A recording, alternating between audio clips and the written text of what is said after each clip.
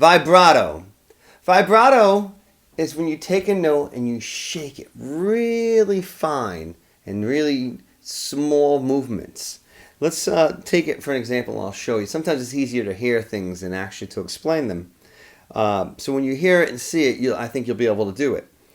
Let's go to the 3rd string, 7th fret with your 3rd finger. Now if I just fretted that note and picked it, it would sound like this. Now if I added vibrato to it, it'd be like this. It's sort of mimicking if you've ever heard a singer hold a note and go, ah, and it says that little shakiness to their voice. That's called a vibrato on a vocal. Well, we're going to try to transpose that to the guitar and put a vibrato on a note. So you're taking the note and you're sort of shaking it. I had one student say, should I just act like I'm really nervous? I said, well, that's sort of what you're doing. You're shaking in a really small, movements. Really, really tiny. You don't want to bend it. You don't want it to sound like this. You don't want to make it too big of a movement. It has to be really fine, quick movement. Now if I was going to do it with my 1st finger, let's go to the 1st finger on the 2nd string, 5th fret.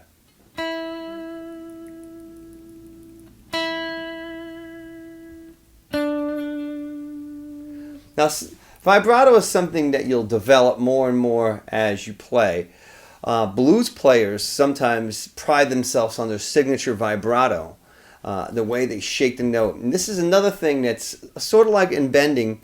You characterize your playing by this. You could have a signature way of doing it that people will get to know. Like B.B. King, he has a signature vibrato. He does.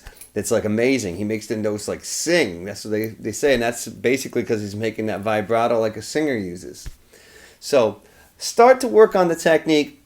If you don't have it perfected right away, that's understandable. It's going to take some time to develop this technique, but I want you to start now and start to work on it. So you're taking that note, really small movements.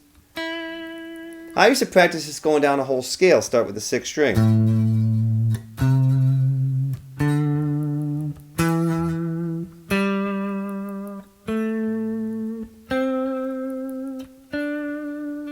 I even had one time when I used the vibrato on a bend and it made it sound like a ghost.